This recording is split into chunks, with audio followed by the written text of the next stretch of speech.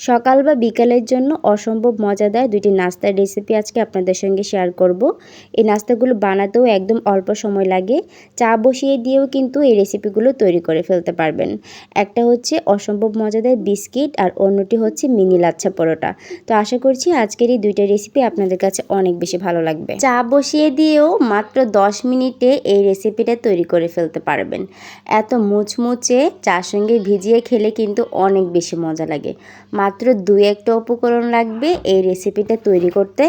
Airtight বক্সে ভরে রেখে দিলেও 1 মাস পর্যন্ত সংরক্ষণ করেও খেতে পারবেন এই রেসিপিটা। ছোট থেকে বড় সবাই কিন্তু এই রেসিপিটা অনেক বেশি পছন্দ করবে। তো হ্যালো এভরিওয়ান, আসসালামু আলাইকুম। স্বাগত জানাচ্ছি নতুন আরও একটি রেসিপি দেখার জন্য। আজকের রেসিপিতে তৈরি করছি মুচমুচে বিস্কিট রেসিপি। তো এই বিস্কিটটা তৈরি করার জন্য আমি এইখানে প্রথমে 1/4 কাপ পরিমাণ চিনি নিয়ে নিয়েছি। বিস্কিটে যারা চিনিতে একটু কম খেতে ভালোবাসেন তারা কিন্তু চিনিটা আরেকটু কমিয়েও দিতে পারেন। তো আমি এখানে 2টা এলাচ দিয়ে দিচ্ছি, এতে করে বিস্কিটের ফ্লেভারটা অনেক বেশি ভালো আসবে। আমার কাছে যেহেতু গুঁড়া এলাচ ছিল না, সেজন্য এখানে আমি আস্ত এলাচ দিয়ে দিয়েছি। এবার চিনির সঙ্গে এলাচটাকেও খুব সুন্দর করে ব্লেন্ড করে নিয়ে এসেছি। এবার বাটিতে চিনিটাকে আমি ঢেলে নিচ্ছি। দেখতেই পাচ্ছেন চিনিটা কিন্তু একদমই পাউডার হয়ে গিয়েছে। এই পর্যায়ে আমি এখানে 2টা ডিম ভেঙে দিয়ে দিচ্ছি। ডিমগুলো খুবই ছোট ছোট সাইজের। এবার এই ডিমগুলোর সাথে আমি এখানে অল্প পরিমাণে একটু লবণ দিয়ে দিচ্ছি। এবার ডিমগুলোকে চিনির সঙ্গে খুব ভালোভাবে মিশিয়ে নিতে হবে। চিনিটা যেহেতু পাউডার করে দেওয়া, সেজন্য কিন্তু ডিমের সঙ্গে খুব সহজেই মিশে যাবে। দেখতেই পাচ্ছেন এরকম সুন্দর করে মিশে গিয়েছে, আর ডিমটাও খুব ভালোভাবে ফেটানো হয়ে গিয়েছে। এই পর্যায়ে আমি এখানে দিয়ে দিচ্ছি 1 চা চামচ পরিমাণ কালো জিরা, আর দিয়ে দিচ্ছি 2 টেবিল চামচ পরিমাণ গুঁড়া দুধ। গুঁড়া দুধ দিলে এই বিস্কিটটা খেতে কিন্তু অনেক বেশি মজা লাগে। তো অবশ্যই গুঁড়া দুধটা দেওয়া ট্রাই করবেন। এই পর্যায়ে সবগুলো উপকরণকে আমি ডিমের সঙ্গে খুব ভালোভাবে মিশিয়ে নিচ্ছি। সবগুলো উপকরণ খুব ভালোভাবে মেশানো হয়ে গেলে এই পর্যায়ে আমি এখানে আটা ব্যবহার করছি। আটা দিলে এই বিস্কিটটা খেতে অনেক বেশি মজা হয়। তো আমি এখানে 2 কাপ পরিমাণ আটা নিয়েছি। তো আমি প্রায় 1.5 কাপ পরিমাণ আটা এখানে প্রথমেই দিয়ে দিব। আর দিয়ে দিচ্ছি 2 টেবিল চামচ পরিমাণের মতো রান্নার সাদা তেল। আপনারা চাইলে এখানে ঘিও ব্যবহার করতে পারেন। ঘি দিলেও কিন্তু এই বিস্কিটটা খেতে অনেক বেশি মজা লাগে, আর ফ্লেভারটা অনেক বেশি ভালো লাগে। 2টা ডিমে 1.5 কাপ পরিমাণ আটা দেওয়ার পরেও এটা কিন্তু শক্ত একটা ডোর মতো তৈরি হয়নি। এই আটাটা কিন্তু অবশ্যই নির্ভর করবে ডিমের সাইজ অনুযায়ী। ডিমের সাইজ একটু ছোট হলে আটাটা একটু কম লাগবে, ডিমের সাইজটা একটু বড় হলে আটাটা একটু বেশি লাগবে। তো সেই পরিমাণ অনুযায়ী আমি এখানে 2 কাপ আটা দিয়ে আরও অর্ধেক কাপ আটা দিয়ে দিয়েছি। মানে পুরো আমার এখানে শক্ত একটা ডো তৈরি করতে 2.5 কাপ পর্যন্ত আটা লেগেছে। এই যে দেখতেই পাচ্ছেন ডোটা কিন্তু এরকম শক্ত করেই বানিয়ে নিতে হবে। ব্যাস আমার কিন্তু ডোটা একদম পারফেক্টভাবে তৈরি হয়ে গিয়েছে। এই পর্যায়ে এই ডোটাকে আমি রুটি বেলার একটা পিঁড়িতে নিয়ে নিয়েছি। এর উপরে একটু আটা ছড়িয়ে দিচ্ছি। তারপর আমি একটা বেলনের সাহায্যে এটাকে রুটি বেলে নিব। খুব সুন্দর করে রুটিটা বেলে নিতে হবে। রুটিটা কিন্তু একটু মোটা থাকবে। এই যে দেখতেই পাচ্ছেন আমার এখানে খাড়ের থেকে বের হয়ে যাচ্ছে, সেজন্য আমি এটাকে 2 ভাগ করে কেটে একটা অংশ রেখে দিব, অপর অংশটা দিয়ে বিস্কিট তৈরি করে নিব, যেহেতু ডোটা একটু বেশি সেজন্য। তো এই পর্যায়ে অর্ধেকটা ডো নিয়ে আমি আবারও একটু আটা ছড়িয়ে দিয়েছি 2 পাশেই সুন্দর করে লাগিয়ে। তারপর একটা বেলনের সাহায্যে রুটিটা বেলে নিচ্ছি। এই যে রুটির পুরুত্বটা আমি আপনাদেরকে দেখিয়ে দিচ্ছি। সেম এভাবে করে একটু মোটা করে একটা রুটি বানিয়ে নিতে হবে। তারপর উপর থেকে একটু ছোট্ট ডিজাইনের জন্য আমি একটা কাঁটা চামচের সাহায্যে এভাবে করে একটু ছিদ্র ছিদ্র করে দিচ্ছি। এটা অপশনাল, আপনারা চাইলে এটা করতেও পারেন অথবা একদম সমান্তরালও বানাতে পারেন।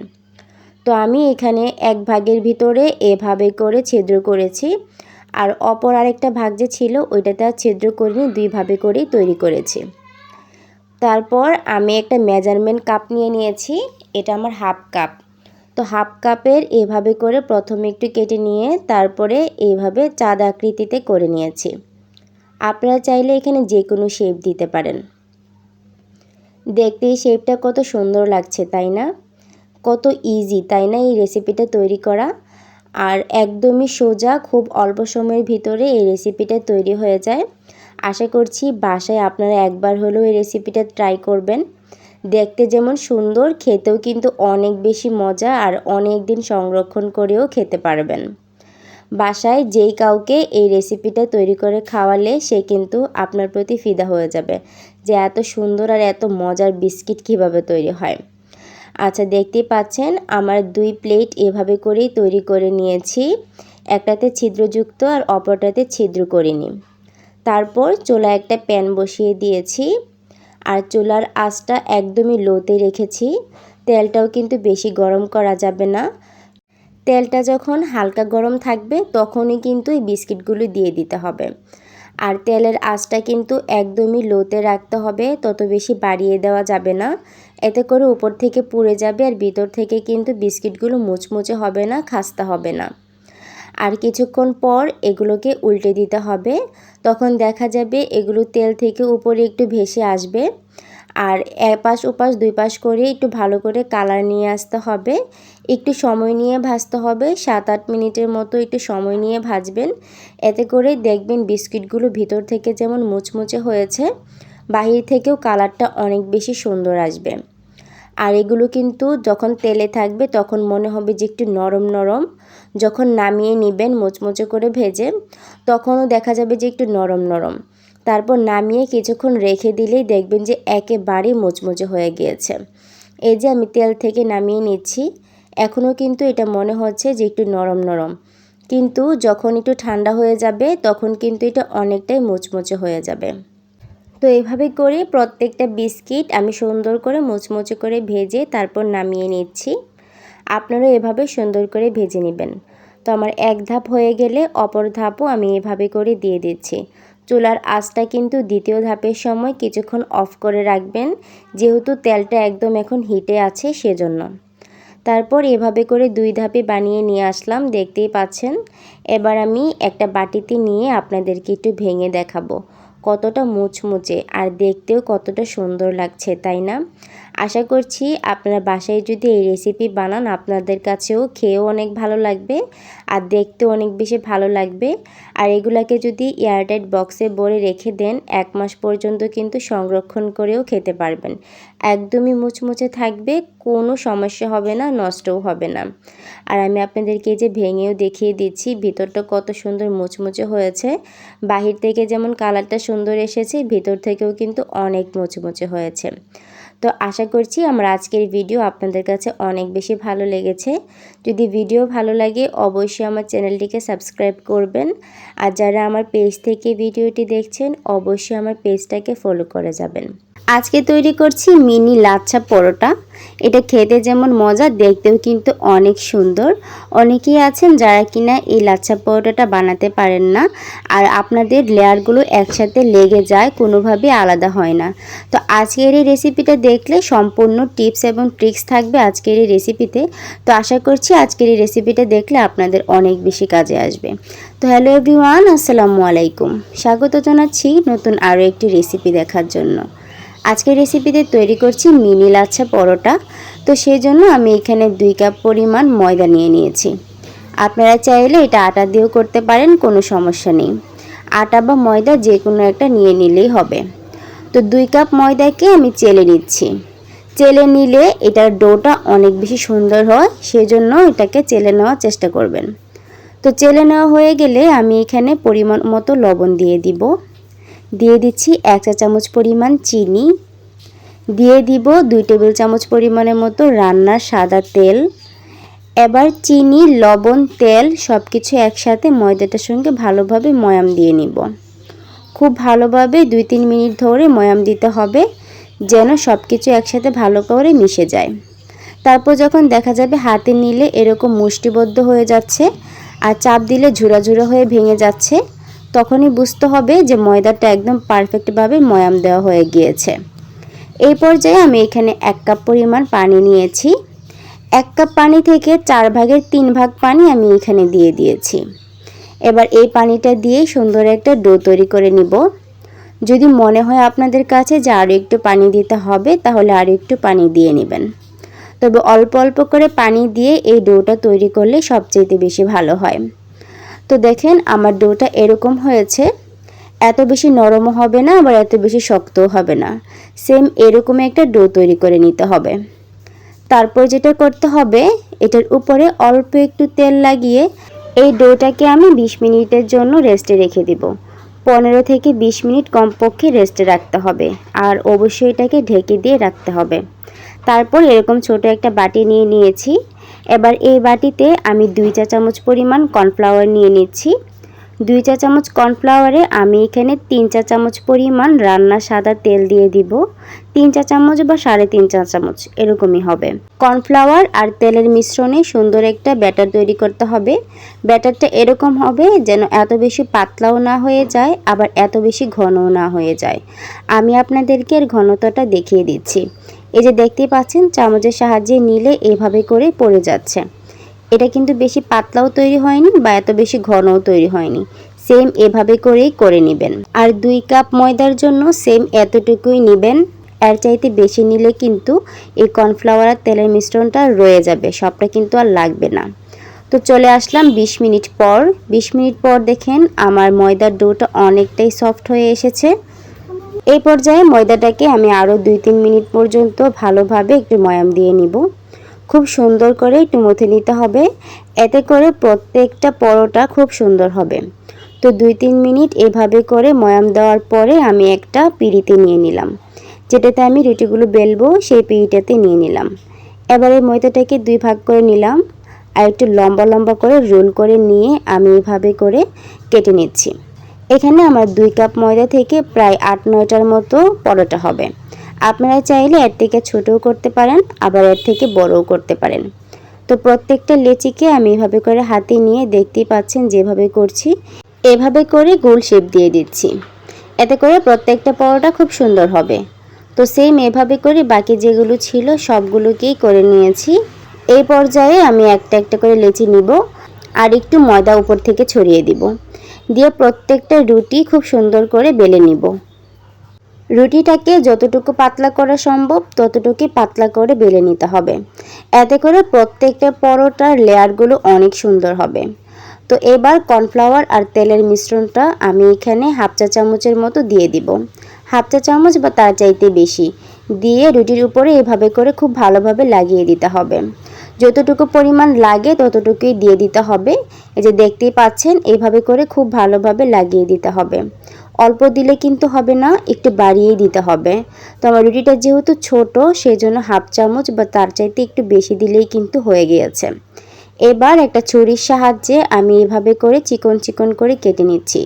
যতটুকু চিকন করা সম্ভব ততটুকু করে চিকন করে নেবেন, এতে করে প্রত্যেকটা পরোটার লেয়ার অনেক বেশি সুন্দর হবে। চিকন চিকন করে কেটে নেওয়ার পর যে অংশগুলো একদম একটু বলে গিয়েছিল, সেগুলোকে আমি একদম ঠিক করে এভাবে করে মুড়িয়ে নিচ্ছি। প্রত্যেকটা লেয়ার কিন্তু একটা আরেকটার সঙ্গে লাগবে না, যেহেতু এখানে কর্নফ্লাওয়ার আর তেলের মিশ্রণটা দেওয়া হয়েছে। তারপর হাত দিয়ে ধরে একটু টেনে টেনে দিতে হবে, এভাবে করে টেনে টেনে দিয়ে একটু লম্বা করতে হবে। তারপর এক পাশ থেকে দেখতেই পাচ্ছেন এইভাবে করে একটু মুড়িয়ে দিতে হবে।